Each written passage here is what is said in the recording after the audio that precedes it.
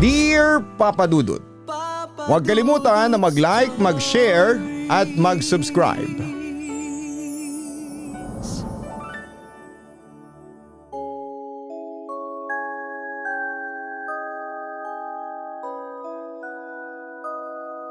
Isang magandang araw sa iyo at sa lahat ng mga subscribers mo. Shake, shake and kiss, kiss. Tawagin mo na lamang ako sa pangalang Chupeta. O hindi ba, paunang pangalan pa lang ay alam mo nang palaban sa buhay at sa gabi. Ha ha ha. Huwag ka nang magtaka kung bakit Chupeta ang pangalan ko. Sa ganda kong ito, paborito ako ng mga taong gustong magpalipas ng oras at stress sa buhay.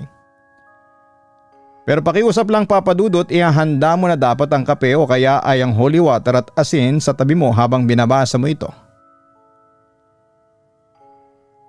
Kasi kapag ito ay nabasa mo ng buo, swear, pati yung mga buhok mo sa ilong ay tatayo sa sobrang takot.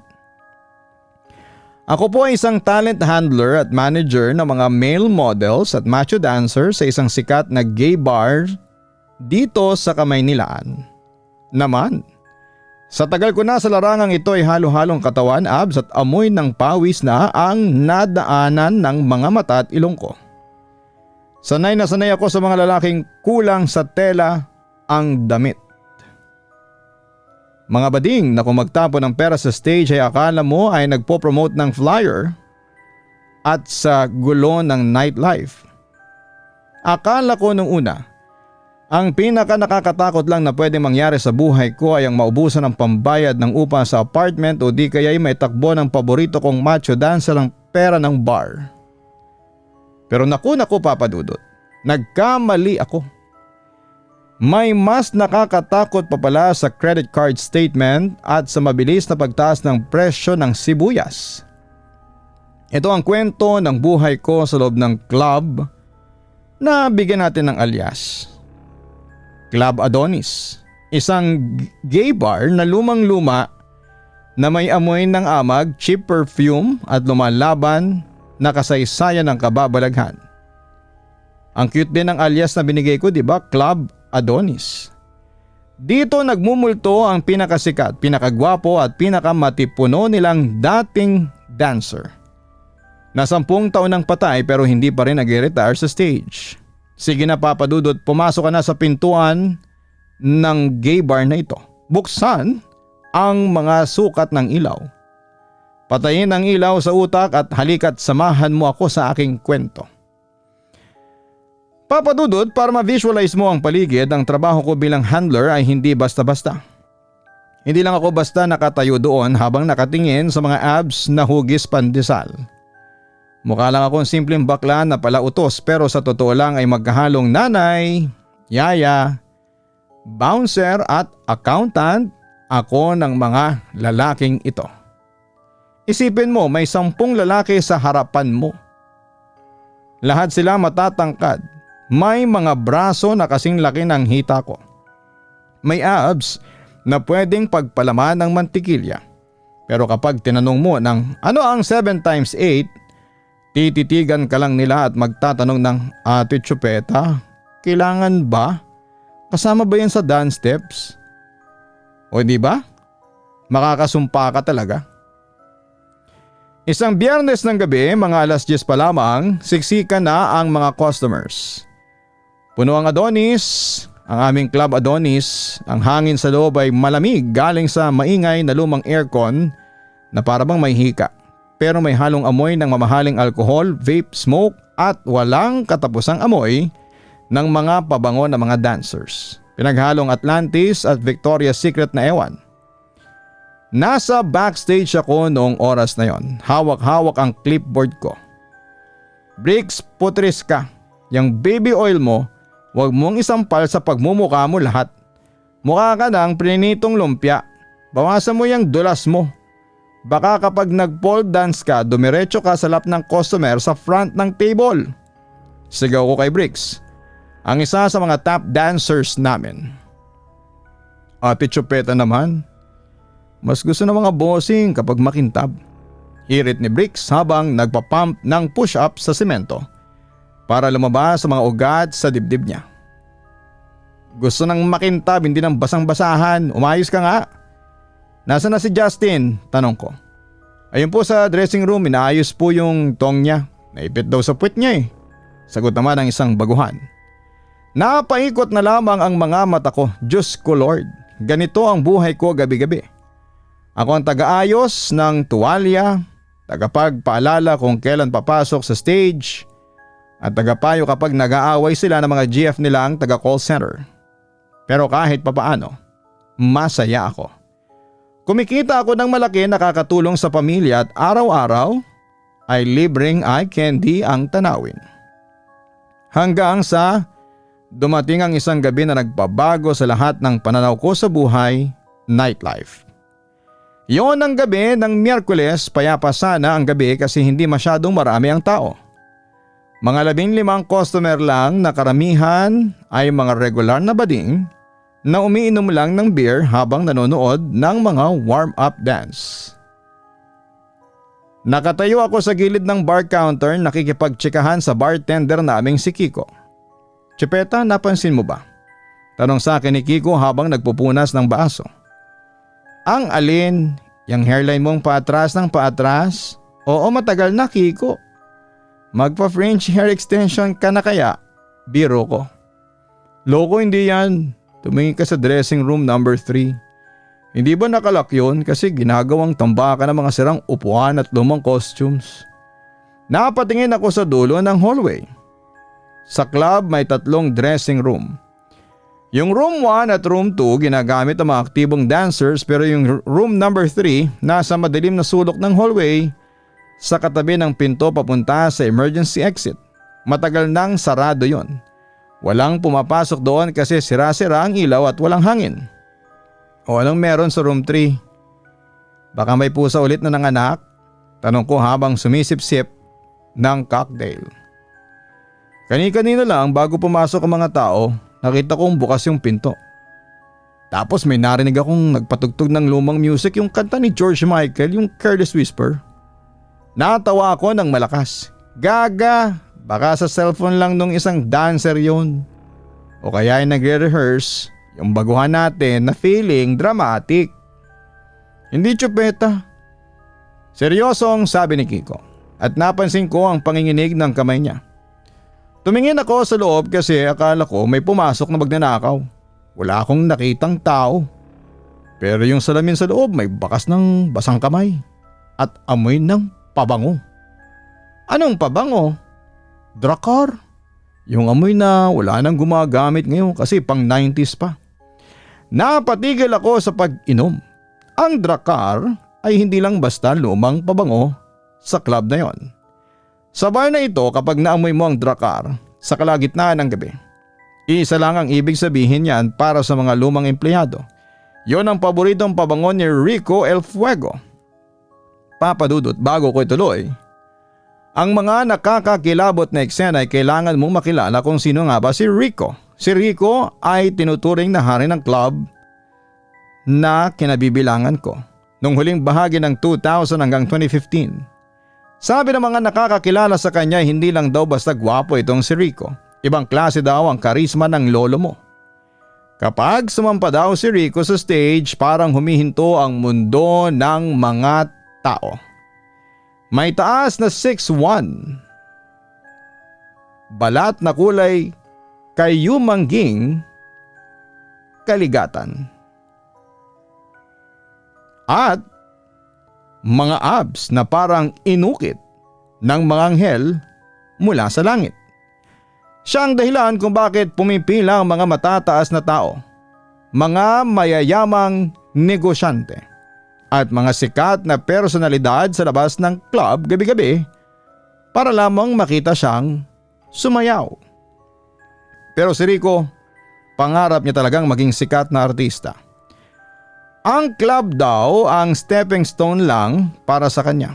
Gagawin niya ang lahat para umangat. Pero may isang problema, masyado siyang naging gahaman sa atensyon at sa pera.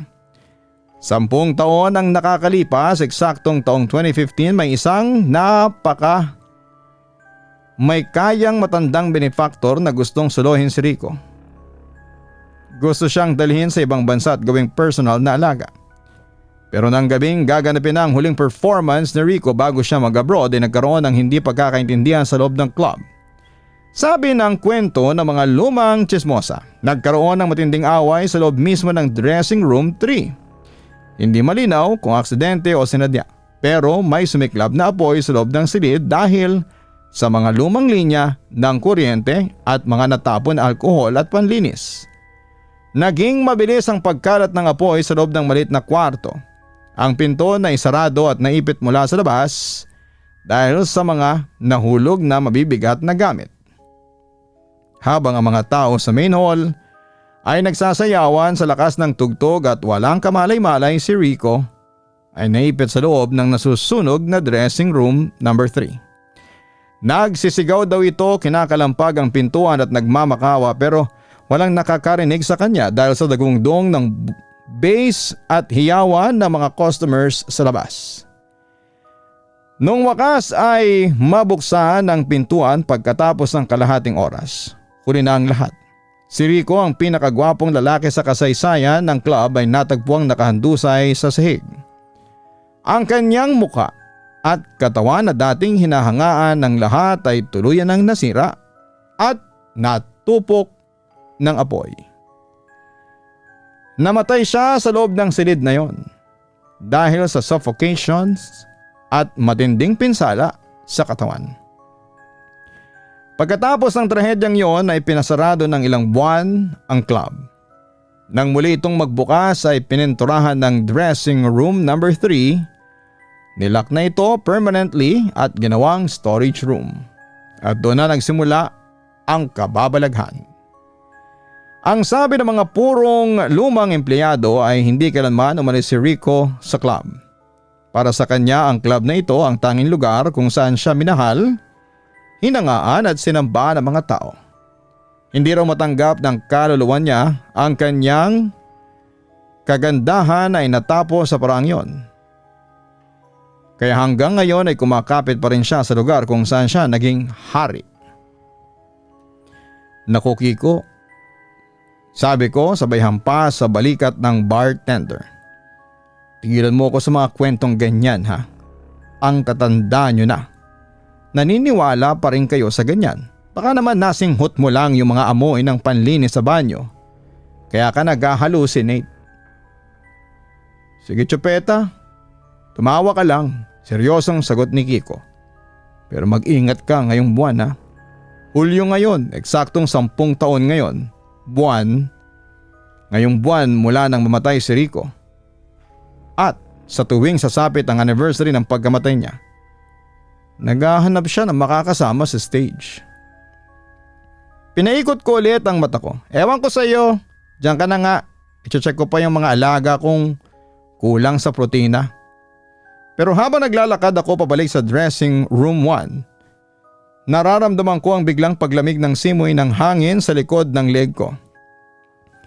Isang malamig at mamasamasang hangin na may kaunting amoy ng nasusunog na laman at lumang pabango. Papadudot. Hindi ako matatakotin na tao, laki ako sa tondo at nakakakita na ako ng mga taong nag-aamok. Away ng kapitbahay na may dalang gulok at mga raid ng pulis. Akala ko'y matapang na ako. Pero iba ang takot kapag ang kalaban mo ay hindi mo nakikita ng buo. Pero nararamdaman mong nakatitig sa'yo. Nangyari ang unang malalang insidente noong Biyernes ng gabi, mga alas 12 ng hating gabi. Yun ang tinatawag naming prime time. Ang oras kung saan kailan lumalabas ang mga tinaguriang tap dancers para sa kanilang solo performances. Si Briggs ang nakatakdang sumayaw. Ang theme ng sayaw niya ay The Fireman. May hawak siyang fake hose, nakasombrerong pampatay ng sunog at unti-unting tatanggalin ang damit habang may fog machine sa stage at patay ang karamihan sa mga ilaw. Maliban sa isang pulang spotlight. Briggs, bilisan mo dyan. Ikaw na sa stage 2 in 2 minutes, sigaw ko sa loob ng dressing room number 1. Opo Ate Chupeta. Ito na, isusot ko na lang tong pamatay sunog na pants. Sagot ni Bricks habang nagmamadali. Lumabas ako sa backstage area para tumayo sa tabi ng sound operator booth. Gusto kong siguraduhin na tamang music ang may play. Umihip na ang fog machine. Pumasok ang makapal at puting usok sa stage. Naging kulay pula ang buong paligid dahil sa spotlight. Nagsimulang tumugtog ang mabagal at sexy na kanta. Pumasok na nga si Bricks mula sa gilid ng kortina, naghiyawan ang mga bading at kababaihan sa audience. "Wow, Bricks! Hukayin mo ang puso ko!" sigaw ng isang customer sa harapan. Nagsimulang sumayaw si Bricks. Magaling si Bricks, mabilis ang galaw, swabe ang body wave. Pero pagpasok ng 2 minuto ng sayaw, ay biglang nagka-glitch ang sound system. Isang matinding static sound ang umalingaw-ngaw sa buong club. Napatakip ng tenga ang mga tao. "Ano yun?" sigaw ko sa sound technical guy na si Paulo. "Paulo, bakit nagkakaganyan ng audio?" "Ate Chepeta, hindi ko alam eh. Hindi gumagalaw yung mixer. Pero nag-iiba yung frequency." Takot na sagot ni Paulo habang sinusubukang i-adjust sa mga knob. Biglang naputol ang modernong kanta na tinutugtog. Sa halip ay pumasok ang isang napakalumang kanta. Ang sax solo ng Careless Whisper. Pero ang boses at tunog ay hindi malinaw. Parang nanggagaling sa isang napakalumang cassette tape na naiipit at mabagal ang ikot. Bagyang bumagal ang tugtog, tunog ng garalgal. At kasabay noon, ang puting usok mula sa fog machine ay nag-iba ang kulay. Hindi na ito puti, naging kulay abo ito na may kasamang maitim na usok. At ang amoy ng usok ay hindi na amoy strawberry o grapes na nilalagay sa fog liquid. Amoy ito ng nasusunog na plastic, tela at amoy ng amag. "Ate Chupeta, bakit amoy sunog?" tanong ni Paulo sa tabi ko at namumutla na siya. Tumingin ako sa stage. Doon ko nakita si Bricks, nakatayo lang siya sa gitna ng stage, hinto sa pagsayaw at nakatingin sa taas ng bakal na poste. Sa gitna ng stage. Ang kanyang 2 mata ay dilated, dilat na dilat sa matinding takot at nanginginig ang buong katawan niya. "Bricks, gumalaw ka! Anong ginagawa mo dyan?" sigaw ko mula sa gilid. Pero tila hindi niya ako naririnig. Tumingin ako sa kung saan nakatingin si Bricks, papadudot. Sumumpa ako sa lahat ng santo, tumayo ang bawat balahibo ko sa buong katawan. Sa tuktok ng pole dance structure, may nakasabit na lalaki. Nakabaliktad ang katawan nito, nakahawak ang mga binti sa bakal. Ang katawan ng lalaki ay napakaganda. Mga hubog ng muscle na perpekto. May 6 na abs, matangkad, pero nung umihip ang usok at tumama ang pulang spotlight sa mukha nito, wala itong balat sa mukha. Ang mukha nito ay purong itim at purong sirang laman mula sa matinding pagkakasunog. Walang mga labi, kaya nakalitaw ang mga puting ngipin nito na tila nakangisi sa amin. May 2 mata na wala ng talukap, 2 nagniningning na pulang bilog na nakatitig ng diretso kay Bricks. Nakahawak ang 2 basag at nasunog nitong kamay sa pole. At mula sa mga daliri nito, may pumapatak na maitim at malapot na dugo. Pumatak ito sa balikat ni Bricks. Naramdaman ni Bricks ang malamig at malapot na patak sa kanyang balikat. Tumingin siya sa kanyang balikat at nakitang maitim na dugo. At muling tumingin sa taas kung saan ay nakangisi ang nasunog na nilalang. "Saklolo, tulungan niyo ako!" sigaw pa ni Bricks. Nawala ng balanse si Bricks at natumba siya mula sa stage pabalik sa sahig ng audience area. Nagkagulo ang mga customers. Nagalisan ang mga tao sa upuan, nagtaas ang mga sigawan at sa isang pikit ng mata, pagtingin kong muli sa tuktok ng pole ay wala na ang lalaki. Ang natira na lamang sa stage ay ang makapal na maitim na usok at ang matinding amoy ng drug car na humahalo sa amoy ng nasunog na laman. Dahil sa nangyaring yon ay maagang nagsarado ang club ng gabing yon. Nag-aalisan ng mga customers, naggalit at natatakot. Ang sabi ng management sa mga tao ay nagkaroon lang daw ng short circuit sa mga ilaw at naputo lang linya ng kuryente, pero kaming mga nasa loob, alam naming hindi yon simpleng kuryente lang. Nasa dressing room kami. Si Bricks ay nakaupo sa upuan nakabalot sa tuwalya, nanginginig at umiiyak habang binibigyan ng baso ng tubig ni Justin. Ate Chupeta, nakita ko siya. Humahagulhol na sabi ni Bricks. Nakatitig siya sa akin. Sabi niya, ako ang dapat dyan, umalis ka dyan. Yun ang sinasabi niya. Oh, hala siya. Tahan na Bricks. Baka guni-guni mo lang yun dahil sa pagod. Pagsisinungaling ko kahit ang totoo ay nanginginig din ang mga tuhod ko sa takot. Hindi guni-guni yun Ate Chupeta. Hirit naman ni Justin ang isa pang dancer. Pati ako nararamdaman ko nung pumunta ako sa banyo bago sumayaw si Bricks, may humawak sa braso ko. Malamig na malamig ang kamay. Akala ko customer ang pumasok. Nang lumingon ako walang tao. Pero may marka ng basang paa at amoy ng sunog. Magsitigil nga kayo, sigaw ko sa kanila. Pilit na pinapatapang ang boses ko katulad ni Vice Ganda kapag nagagalit sa mga contestant sa showtime. Mga mukha kayong tuod pero ang titipid ng tapang nyo. Baka naman nakainom lang kayo ng expired na protein shake kaya kung ano-ano mga nakikita ninyo. Walang multo dito. Ang multo lang dito ay ang mga utility bills natin na hindi nababayaran kapag hindi kayo sumasayaw. Pero kahit anong tapang-tapangan ko sa harapan ng mga alaga ko. Nung umalis na silang lahat at naiwan ako sa club para mag-inventory ng mga gamit kasama ang dalawang janitor, doon na ako nagsimulang kabahan. Gabi na, halos 3:00 na ng madaling araw, tahimik na ang buong club. Ang tanging tunog lang ay ang ugong ng malaking ref sa bar at ang patak ng tubig mula sa sink. Nasa counter ako nagbibilang ng mga bote ng beer at ginagawa ng report sa clipboard ko. Kuya Mario, tawag ko sa janitor. Nalinis niyo na ba yung stage? Walang sumagot. Kuya Mario, Boyet, ulit ko. Naisip ko na baka lumabas lamang sila sa gilid para magyosi. Huminga ako ng malalim at nagpatuloy sa pagsusulat. Biglang bam! Isang malakas na tunog ng pintong nag-shot sa dulo ng hallway. Yun ang pintuan ng dressing room number 3. Napatigil ang ballpen ko sa papel. Naramdaman ko ang pagtaas ng mga balahibo ko sa braso ko. Boyet!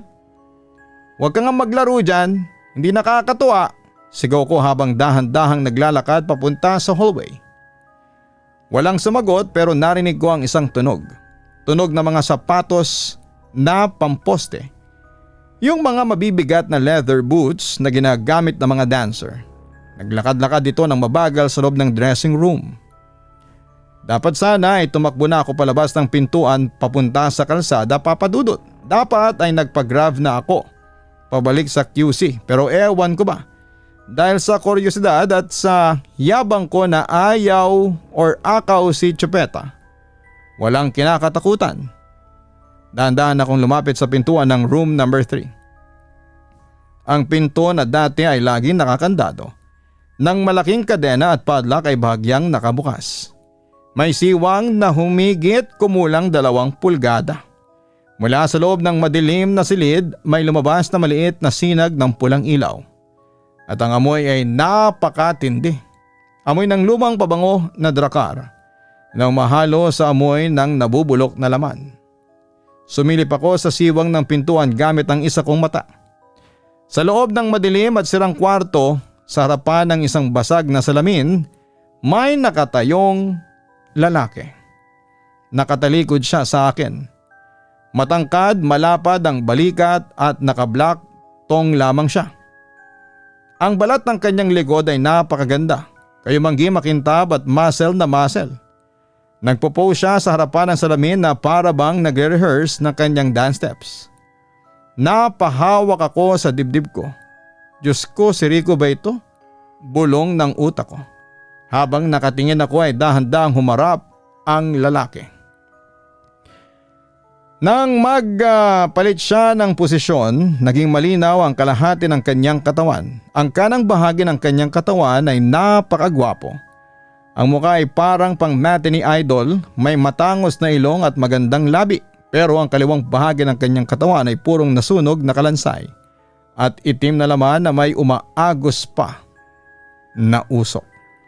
Nakatitig ang kanyang magandang kanang mata sa basag na salamin. At sa salamin ay nakita niya ang refleksyon ko na nakasilip sa pinto. Biglang pumatak ang ulo nito sa tabi. Na-dislocate ang kanyang leeg sa isang anggulong hindi formal. At ang kanyang nasunog na kaliwang mata ay dahan-dahang bumaling sa akin. Chupeta! Bulong ng isang boses. Ang boses ay hindi nanggaling sa loob ng kwarto. Ang boses ay parang bumubulong ng direkto sa loob ng tenga ko. Malalim, garalgal at amoy usok ang bawat salita niya. Handa na ba ang stage ko para mamaya? Ay kabayong buntis na may bunganga sa tiyan. Napasigaw ako sa matinding gulat. Nawalan ako ng balanse at napaupo ako sa semento. Sa matinding takot ay hindi na ako nag-isip pa. Dumulas ako sa semento, tumayo at tumakbo ng napakabilis palabas ng club habang sumisigaw ng Lord, tulong! Ang baklang multo nag-o-audition! Papadudot. Pagkatapos ng gabing yon, nagkasakit ako ng 2 araw. Nilagnat ang lola mo sa matinding takot. Nagpatawas pa ako sa kapitbahay naming manggagamot. At ang sabi sa akin ay may sumusunod sa iyong kaluluwa na gustong magpasikat. Sabi ko sa manggagamot na kumanong, sabihin mo sa kanya mag-audition siya sa GMA, wag sa akin. Pero kailangan kong bumalik sa trabaho. Pero yun eh. Kung hindi ako magtatrabaho, sino magpapakain sa mga pusa ko at magbabayad ng wifi? Nang sumapit ang huling Biyernes ng Hulyo, ang eksaktong petsa ay ikasampung taong anibersaryo ng pagkamatay ni Rico, naghanda ang bar para sa isang malaking gabi. Anniversary night ng club namin. Puno ang lugar, siksika ng mga tao, walang kaalam-alam ang mga customers sa mga kababalaghang nangyayari para sa kanila. Pumunta sila doon para magsaya, uminom at manood ng mga gwapong dancers. Pero kaming mga staff, ako, si Kiko, si Paulo at ang mga dancers ay balisana. Lahat kami ay may dalang rosaryo sa bulsa at panyo na ginawa naming pamunas ng pawis sa takot. Chupeta, sigurado ka bang itutuloy natin to? Tanong ni Kiko habang nagbubukas sa mga bote ng alak. Mabigat ang hangin ngayong gabi, ramdam ko. Kailangan, Kiko, eto na ang pinakamalakas na gabi ng bar. Kapag nag-cancel tayo, wala tayong sasahurin, sagot ko habang dinedetect ang galaw sa paligid. Dumating ang oras ng midnight show, ang grand show. Ang plano ay sasayaw ang 3 pinakasikat na dancer, si Brick, si Justin at si Mark, sa isang pinagsamang production number. Habang nasa backstage ako, inaayos ang mga gamit nila ay biglang namatay ang lahat ng ilaw sa club. Nabalot ng pitch black na dilim ang buong lugar. Hala, brown out, sigaw ng mga tao sa audience area. Paulo, yung generator, buhayin mo, sigaw ko sa backstage.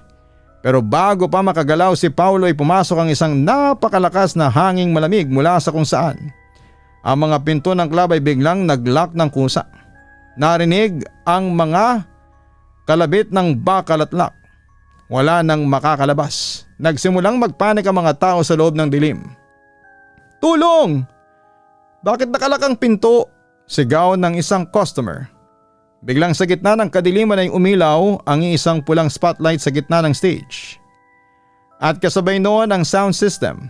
Kahit na walang kuryente at patay ang main breaker, ay nagsimulang magpatugtog ng napakalakas na volume. Isang mabigat na bassline ng lumang 80s dance music ang umalingaw-ngaw. Ang usok mula sa stage ay hindi na nanggagaling sa fog machine, ito ay lumalabas mula sa ilalim ng sahig.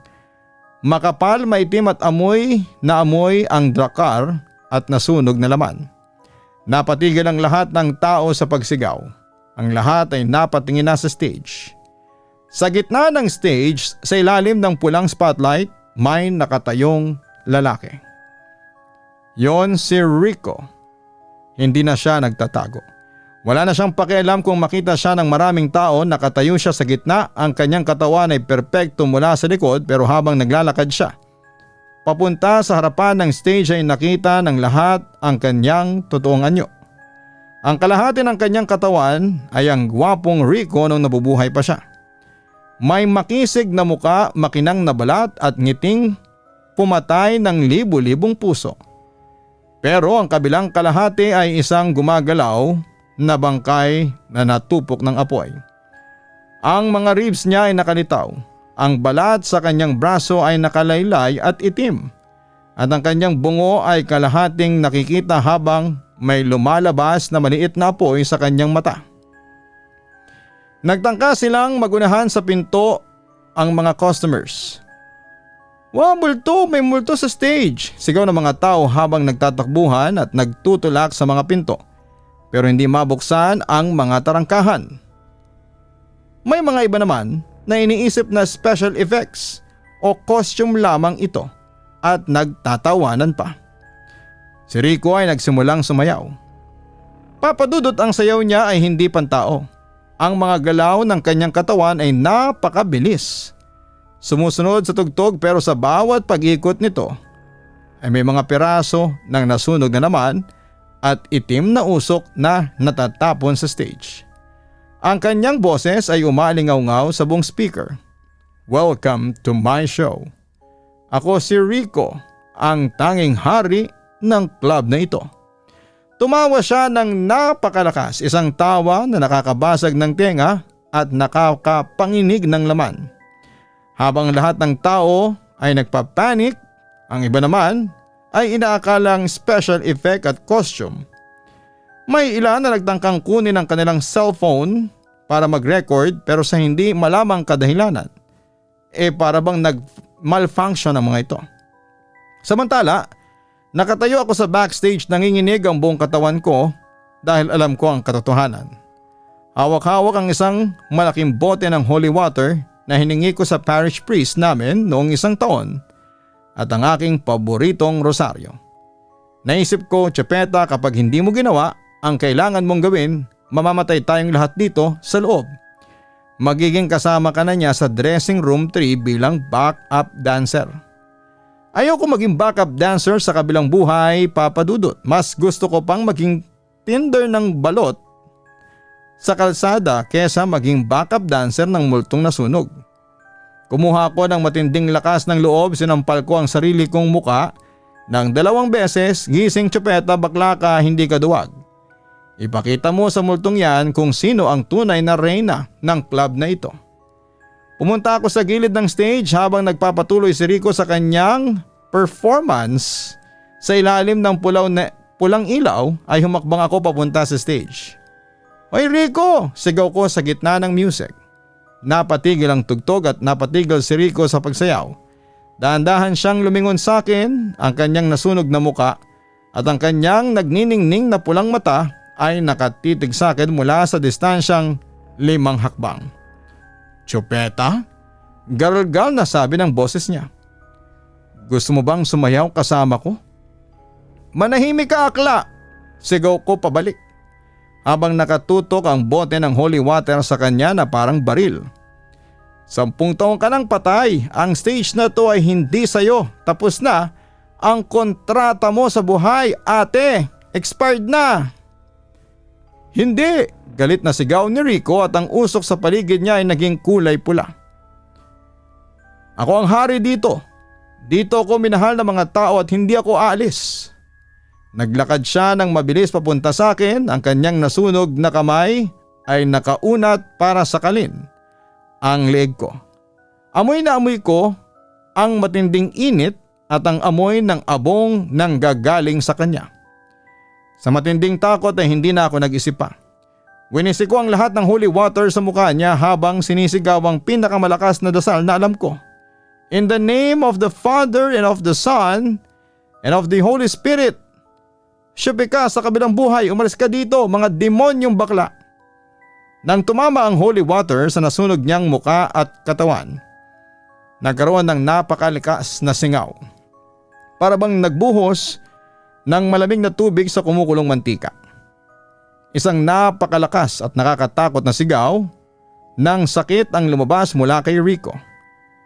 Ang kanyang katawan ay nagsimulang mag-apoy, pero sa pagkakataong ito ay hindi itim na apoy, kundi isang maliwanag at puting apoy na nagmumula sa loob ng kanyang dibdib. Nakaluhod siya sa stage, nakahawak sa kanyang mukha habang ang kanyang anyo ay unti-unting natutunaw at nagiging purong liwanag at usok. Tumingin siya sa akin gamit ang kanyang natatanging magandang mata na wala ng galit kundi puno ng kalungkutan. "Chupeta, gusto ko lang namang sumayaw ulit," bulong niya sa huling pagkakataon. Nalungkot din ako kahit papaano. Sa kabila ng takot, naisip ko na isang taong pangarap lang din ang nawala sa kanya noong gabing yon ang meron sa kanya. "Alam ko, Rico," soften na sabi ko habang nakatingin sa kanya. "Pero hindi na to ang lugar mo. Sa taas mas malaki ang stage doon. Mas maraming manonood sa iyo. Magpahinga ka na, te. Mag-retire ka na." Ngumiti si Rico, isang totoong ngiti mula sa kanyang gwapong muka bago siya tuluyang maging maliit na kulay gintong sparks ng usok at nawala na parang bula sa hangin. Biglang bumalik ang kuryente, ang mga ilaw sa buong club at nagliwanag. Ang mga pinto ay muling bumukas ng kusa. Nakatayo lang ako sa gitna ng stage, hawak ang basong walang laman na holy water habang ang lahat ng tao sa lugar ay nakatitig sa akin at sabay na nagpalakpakan. Maya-maya pa ang isang customer sa harapan ay nagsimulang pumalakpak ng mas malakas pa. Hanggang sa buong club ay nagpalakpakan at nag-cheer na. "Wow, ang galing ng mga effects! Sobrang akala ko totoo yung multo, ang lupit ng special effects. Best anniversary show ever!" Napanganga na lamang ako, Papa Dudut. Akala ng mga customer ay parte yun ng buong theatrical performance para sa anniversary. Hindi nila alam na totoong eksorsismo at Ghostbusters episode na ang napanood nila. Ayan, Papa Dudut, dito na nagtatapos ang kwento ng buhay ko sa club.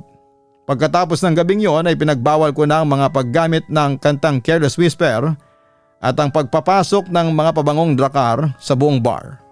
Ang dressing room 3 naman ay tuluyan na naming pinabless sa pari at ipinagtayo ng maliit na altar at pinagdasal ang kaluluwa ni Rico.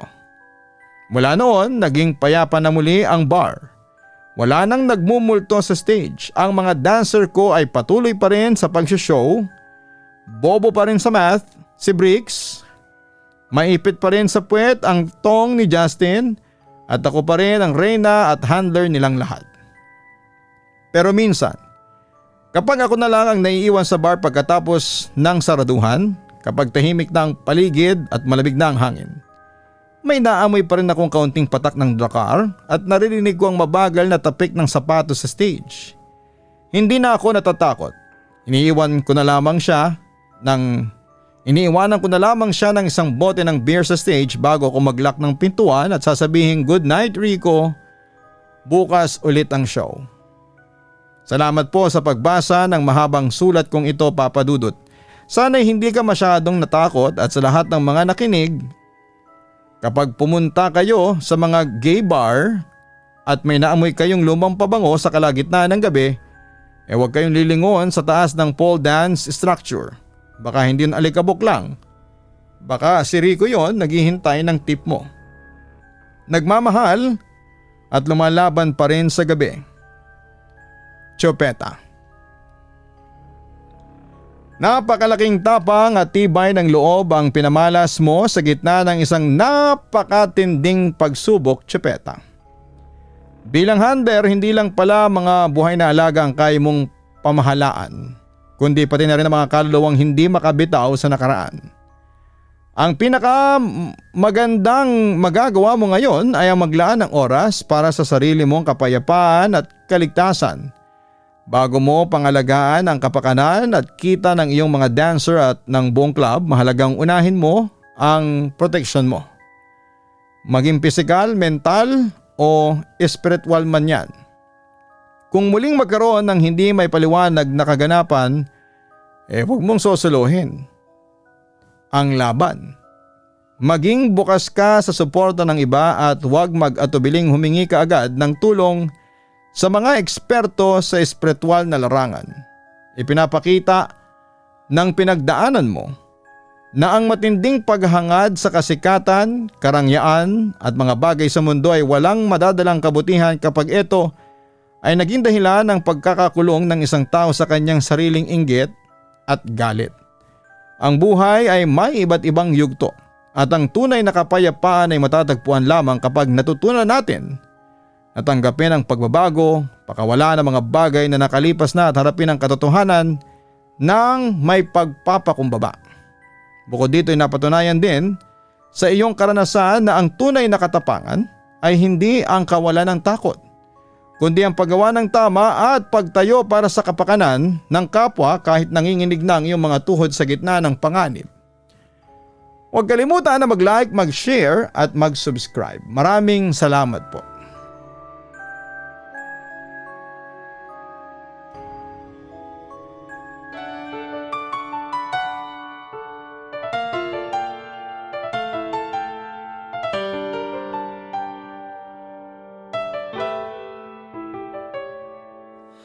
Ang buhay ay mahiwaga, laging may lungkot at saya. Sa Papa Dudut Stories, laging may karamay ka.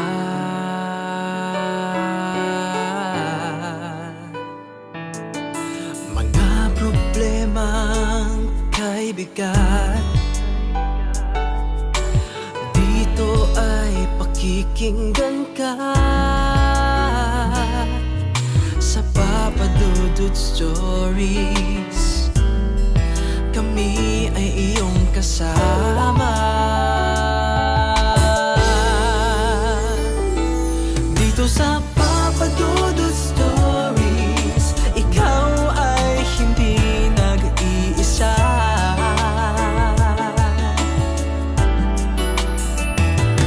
Dito sa Papa Dudut Stories, may nagmamahal sa'yo. Papa Dudut Stories, Papa Dudut Stories,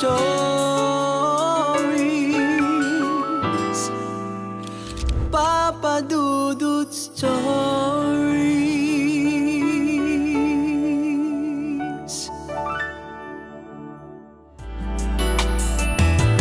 Dito sa Papa Dudut Stories, may nagmamahal sa'yo.